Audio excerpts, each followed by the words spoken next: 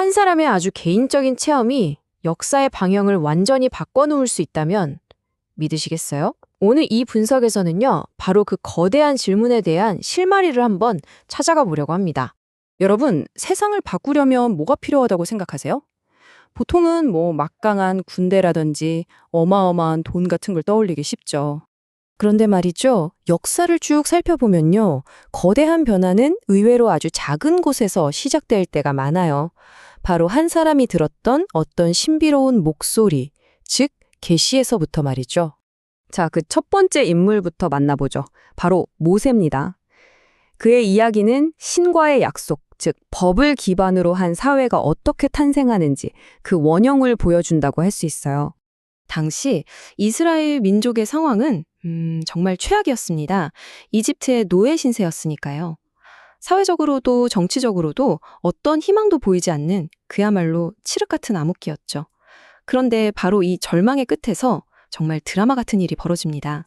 모세의 경험을 제대로 이해하려면 누미노제라는 개념을 알면 되게 재밌어요.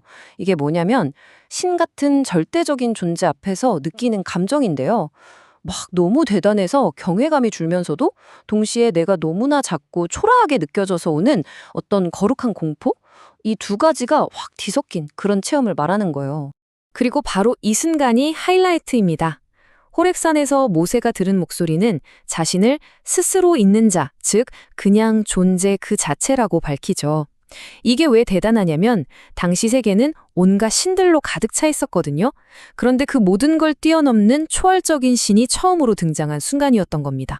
보세요. 모세의 개인적인 누미노제 체험은 그냥 거기서 끝나지 않았습니다. 이게 중요해요. 신의 부름을 받고 민족을 이끌어 해방시키고 그리고 마침내 십계명이라는 구체적인 법을 받게 되죠. 이 법은 단순히 좋은 말이 아니라 한 국가의 기틀을 세우는 사회적 약속, 즉 계약이 되었습니다. 자, 이제 두 번째 인물로 넘어가 볼까요? 바로 무함마드입니다. 그의 이야기는 신의 명령 하나가 어떻게 사회 전체를 뒤흔드는 급진적인 혁명으로 이어졌는지 정말 드라마틱하게 보여줍니다. 7세기 메카, 어떤 모습이었을까요? 수많은 부족들이 각자 자기들의 신을 섬기면서 서로 으르렁대고 빈부격차는 극심하고 한마디로 완전히 분열된 사회였죠. 바로 이 콩가루 같은 사회에 무함마드가 던진 개념이 타우히드입니다. 신은 오직 하나뿐이다라는 아주 단순하지만 강력한 메시지였죠. 여러 신과 부족이 이해관계로 얽혀있던 당시 사회 질서 자체를 근본부터 뒤흔드는 그야말로 혁명적인 사상이었습니다. 히라 동굴에서 무함마드가 겪었던 첫 계시는 정말 강렬했어요. 천사 가브리엘이 나타나서 그를 거의 질식할 정도로 꽉 껴안으면서 읽어라 하고 명령했거든요. 이건 부드러운 속삭임 같은 게 아니었어요.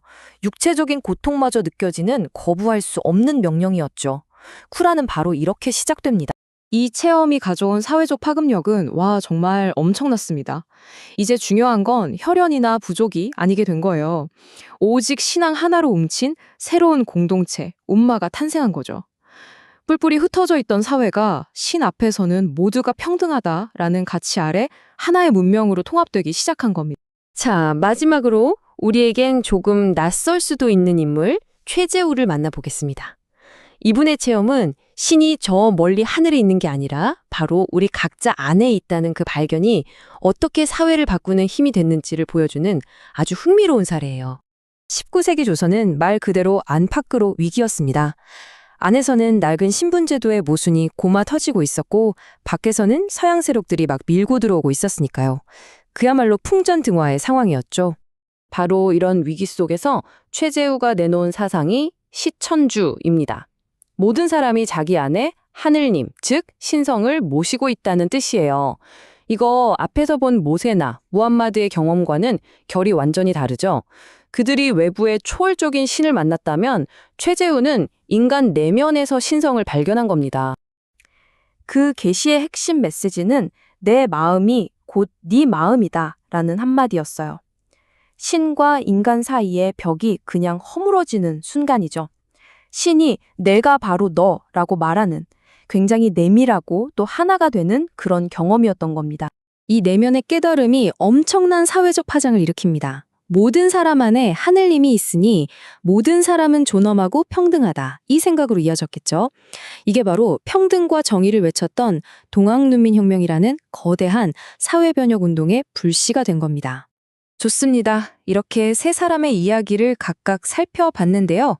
이제 한 걸음 더 들어가서 이 이야기들 속에 공통적으로 나타나는 패턴은 뭔지, 또 결정적인 차이는 어디에 있는지 한번 파헤쳐 보겠습니다. 이 세 사람의 경험은요, 그냥 개인적인 황홀경에서 끝나지 않았다는 공통점이 있어요. 전부 다 자기 시대의 아픔, 즉 심각한 사회적 위기에 대한 응답이었습니다. 그리고 그 응답은 가만히 있지 말고 이 무너진 세상을 바로 잡아라 라는 아주 강력한 행동 요구로 이어졌고요. 오늘 내용의 핵심이 바로 이 표에 다 담겨 있습니다. 한번 보세요. 신을 체험하는 방식부터가 다 다르죠. 모세에게 신은 법을 주는 초월적 입법자였고 무함마드에게는 복종해야 할 절대적 유일신이었어요. 그런데 최재우에게 신은 내 안에 있는 신성이었죠. 이 근본적인 차이가 인난의 역할과 사회가 추구해야 할 핵심 가치를 완전히 다르게 만들어 버린 겁니다. 정말 흥미롭지 않나요? 결국 우리가 기억해야 할 건 이겁니다. 이 사건들은 단순히 새로운 종교 몇 개가 생긴 게 아니라는 사실이에요.